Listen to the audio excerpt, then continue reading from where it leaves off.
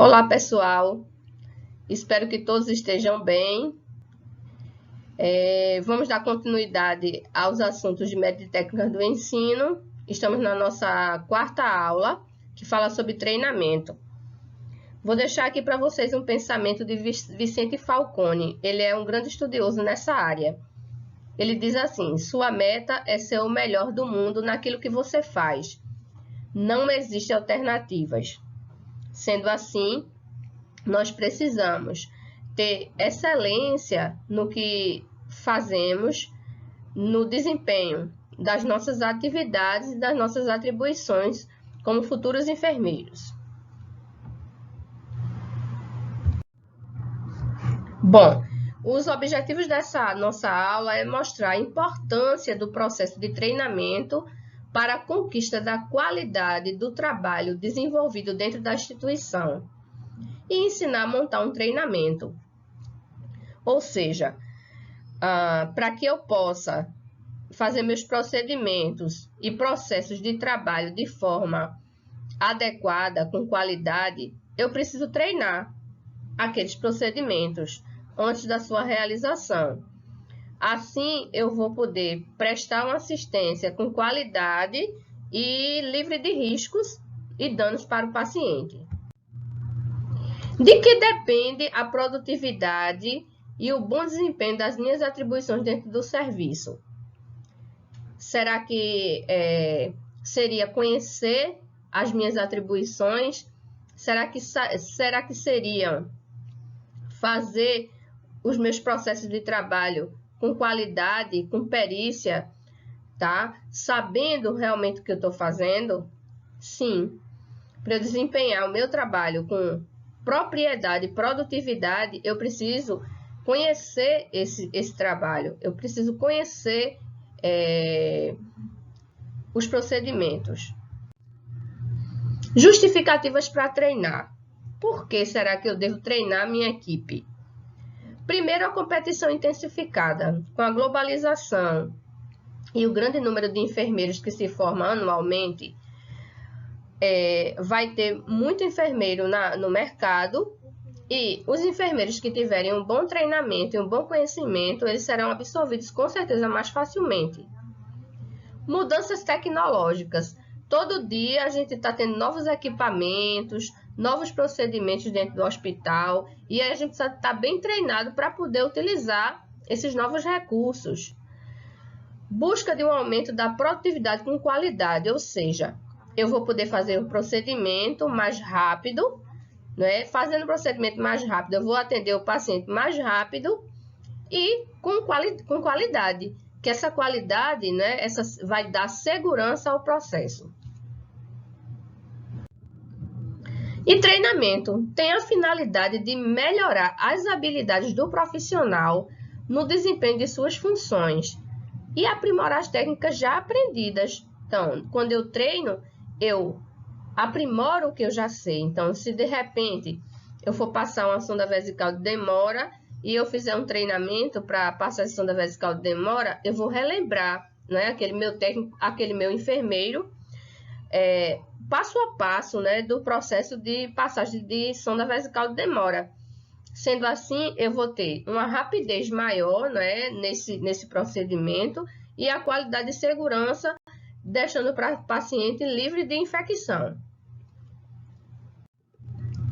Treinar é um ato intencional de fornecer meios para propiciar a aprendizagem ou proporcionar essa aprendizagem do meu profissional.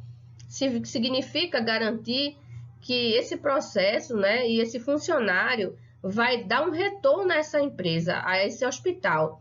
E esse retorno é o quê? Realizar aquela tarefa que ele foi determinado, aquela ação, né, de forma segura e com qualidade. Agora, os autores também falam de desenvolver pessoas. Então, desenvolver pessoas, segundo Falcone, tem a finalidade de desenvolver novos conhecimentos, ou seja, ensinar novas técnicas. Então, se eu tenho um funcionário novato, ele chegou no hospital, e eu vou ensinar ele um procedimento, uma rotina daquele hospital, eu estou desenvolvendo essa pessoa. E se eu for fazer uma reciclagem, eu vou estar treinando. Então, quando eu faço uma reciclagem, eu treino. E quando eu ensino um novo conhecimento, eu desenvolvo. Como devem ser os treinamentos?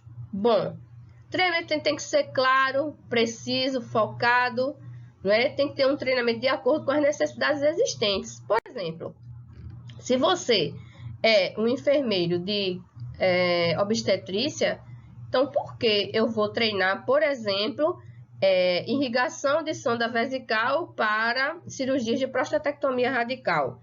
Lá na obstetrícia, as pacientes não têm próstata, então eu não necessitaria fazer um treinamento de irrigação vesical contínua para prostatectomia radical na obstetrícia. Por que eu vou fazer um treinamento de parada cardiorrespiratória no CME? Se no CME eu só trabalho com processamento de materiais. Então, o treinamento seria mais focado, né, se eu tivesse, certo, falando sobre limpeza de materiais. Existe, né, o treinamento formal e o treinamento informal. O treinamento formal é quando ele é planejado com antecedência e tem um formato estruturado. Por exemplo, eu marco a data do treinamento, disponibilizo o local do treinamento, disponibilizo inscrições para esse treinamento. Eu planejo ele com antecedência. E um treinamento informal é aquele não estruturado, não planejado. Eu ia passando ali no posto e vi um erro, vi uma falha. E aí eu paro e vou fazer a intervenção daquela falha que eu encontrei. Eu paro ali e, por exemplo, você chega no posto de enfermagem, vai lá numa enfermaria e encontra um paciente sem rótulo de soro. Então, você vai na outra enfermaria, outro paciente sem rótulo de soro. E aí eu vou tentar entender o que é que está acontecendo ali. Está faltando rótulo de soro? Por que o técnico não colocou rótulo de soro? A gente sabe que para a segurança do paciente é necessário que aquele soro esteja identificado com o nome do paciente, o tipo de medicação que tem ali dentro correndo, as gotas por minuto. E se não tiver, eu faço esse treinamento informal ali em loco, chamo o técnico, né, de enfermagem e vou sensibilizar ele para a utilização do rótulo de soro. Então, o treinamento ele tem uma característica cíclica, ou seja, ele é contínuo. Comparando com o ciclo da água, vejam só. Aqui a chuva, né? Quando chove, a água vem para a terra, depois ela vai para o rio, né? E depois ela é evaporada, volta para a nuvem e faz a chuva de novo. Então, o que é que eu quero refletir aqui e comparar? Que o treinamento é cíclico, porque você vai treinar o funcionário, ele vai fazer o procedimento de forma adequada. E qual é a finalidade desse treinamento, desse procedimento ser feito de forma adequada? É o sucesso desse treinamento para o paciente. Então, se o paciente tem um procedimento realizado de forma adequada e com qualidade, vai surtir o efeito. Surtindo o efeito, esse paciente vai ter alta, por exemplo, mais rápido.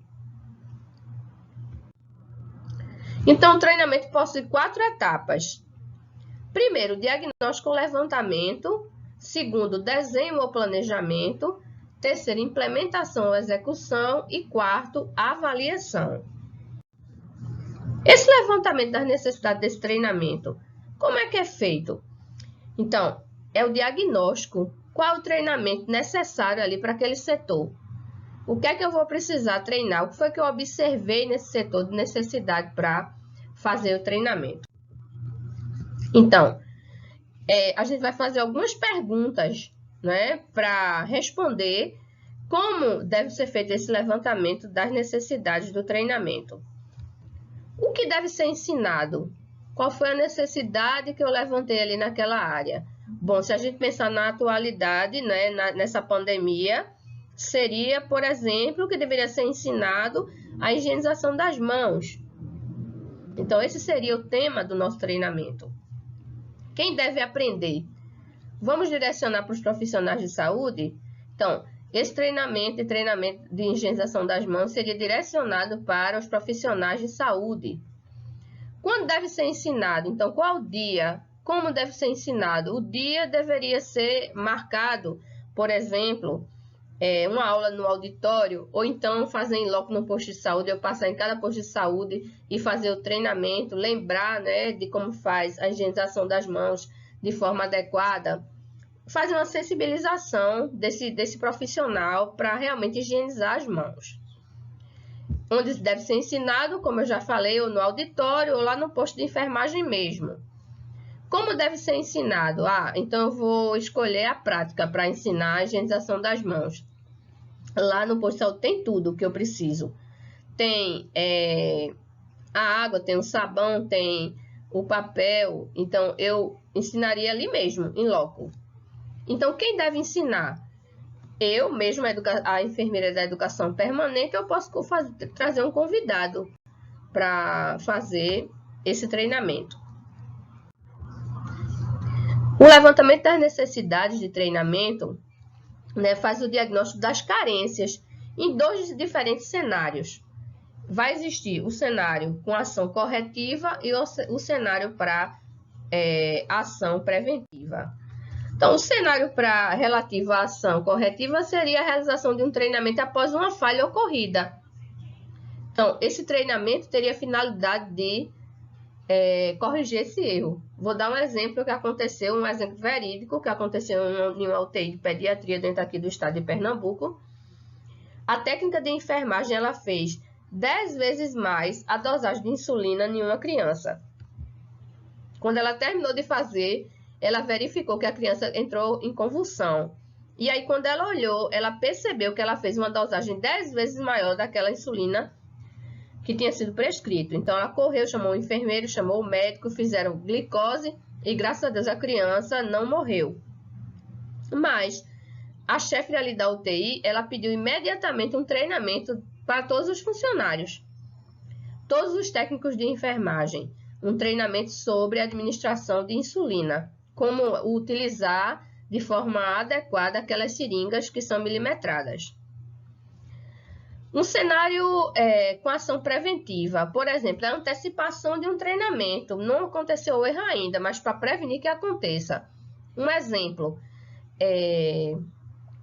a higienização das mãos adequada. Ela vai evitar, por exemplo, a propagação do coronavírus. Então, um treinamento preventivo seria a higienização das mãos, que vai prevenir, né, a existência da doença.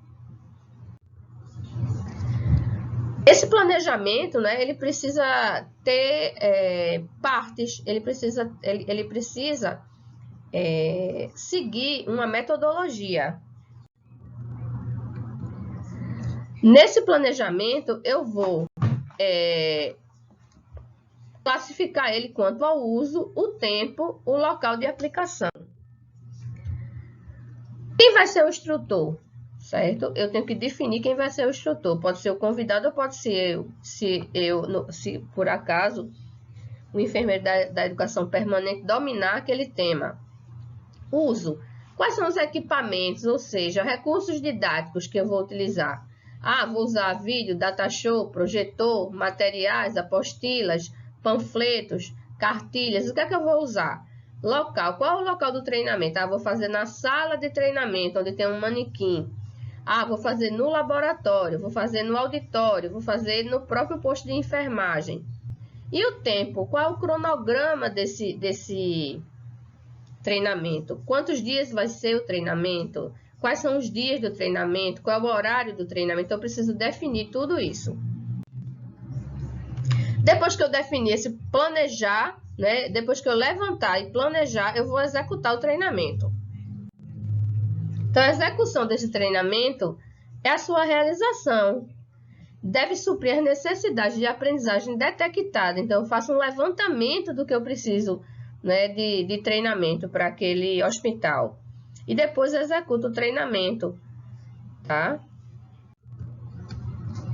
Assim que eu executar, eu vou avaliar esse treinamento. Vou ver se surtiu efeito.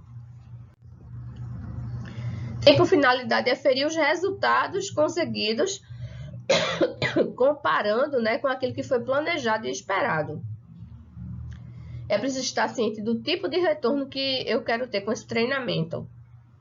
E ao terminar um treinamento, deve-se avaliar para saber se ele trouxe realmente um retorno para a empresa, para a instituição. Como eu realizar essa avaliação?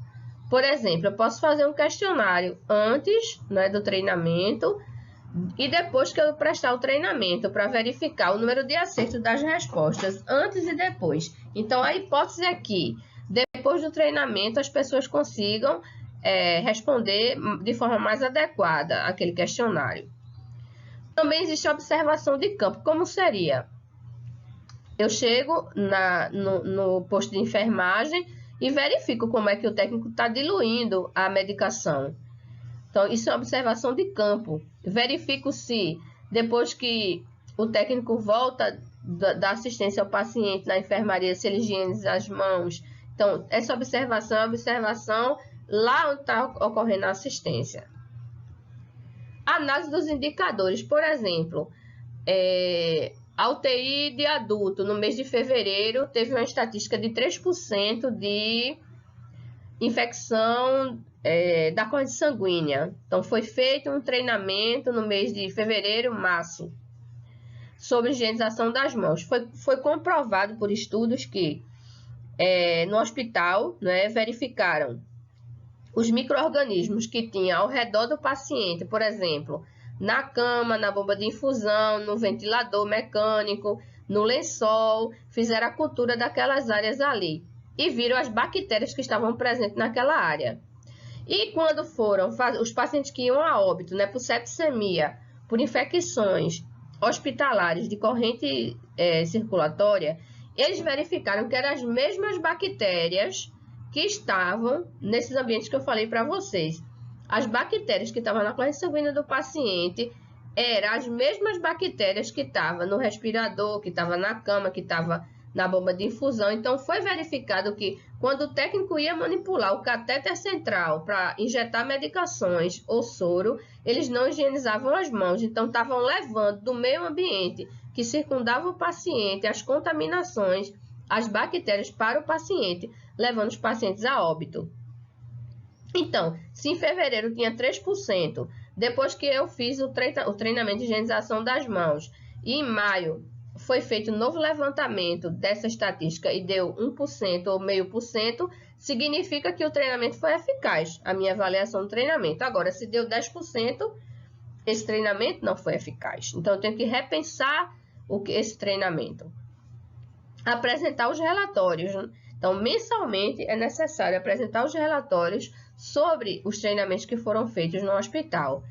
A adesão e a frequência dos profissionais são importantíssimas.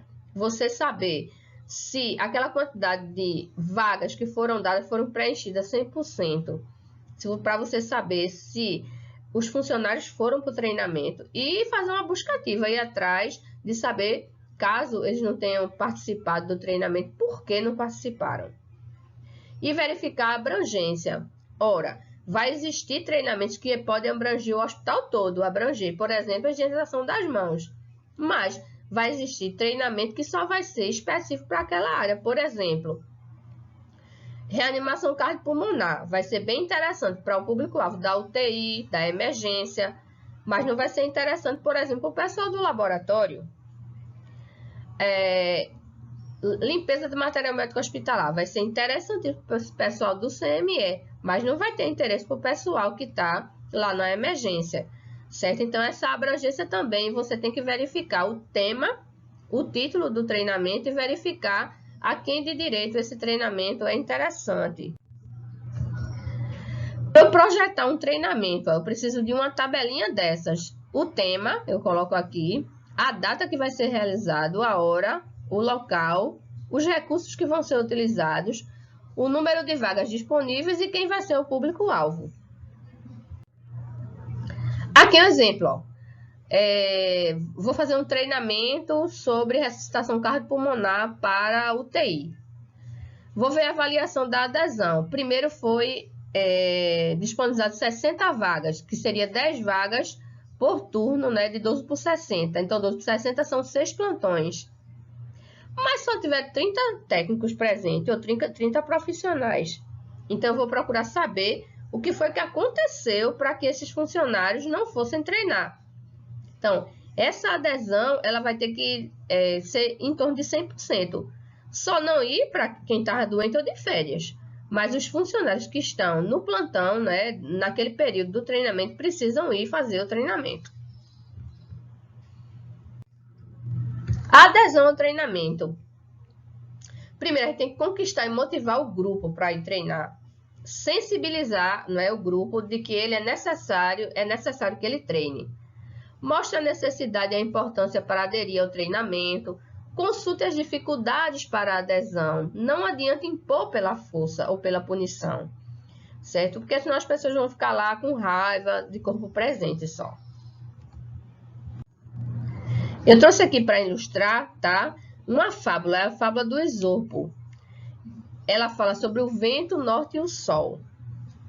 Uma disputa surgiu entre o vento norte e o sol, cada um afirmando que era mais forte do que o outro.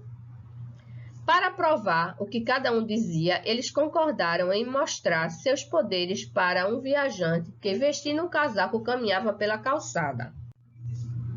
Ficou acertado entre eles, o vento e o sol, que quem conseguisse fazer o homem tirar o casaco era o mais forte. O vento começou, soprou violentamente contra o homem, mas quando mais soprava, mais o homem segurava firmemente o casaco contra o corpo. Exausto, o vento desistiu de tentar. Então chegou a vez do sol. Saindo de trás das nuvens, o sol lançou gentilmente seus raios sobre o homem, que sentiu um leve calor. Logo desabotoou seu casaco. O sol aumentou um pouco seu brilho e o homem em seguida retirou o casaco e, segurando nos braços, continuou a caminhar alegremente sobre os suaves raios do sol. Moral da história. Persuasão e gentileza são as melhores do que a força. Então, se você conseguir, né, sensibilizar seu grupo, eles vão para esse treinamento felizes, né? E se eles estiverem felizes, eles vão conseguir aprender melhor e, aprendendo melhor, estando bem treinados, vão poder fazer seus procedimentos de forma mais adequada. Na área de trabalho tem 2 vídeos. Eu deixei 2 vídeos para vocês. Um sobre espirro, bem interessante, e um sobre higienização das mãos para pacientes. Foi feito pelo Sírio-Libanês. Então, terá uma atividade para a próxima aula, que é preparar um treinamento, né? Vocês usam aquele formuláriozinho que eu dei, né? No slide passado, onde tem tema, objetivo, certo? Então, vocês vão preparar um treinamento para pacientes e acompanhantes sobre higienização das mãos para combater o coronavírus. Essa vai ser a tarefa da próxima aula. Eu espero que todos tenham gostado. Eu vou continuar aqui na sala virtual até o término da nossa aula. Vocês podem tirar dúvidas lá, conversar comigo, tirar dúvidas.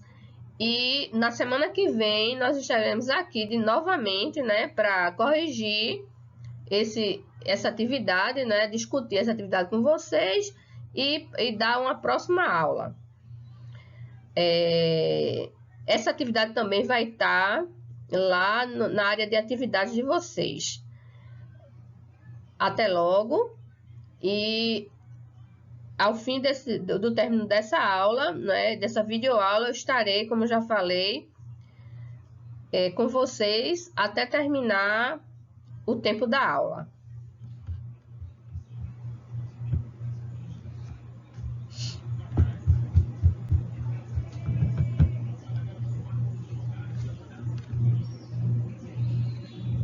Acabou, mãe? Uhum.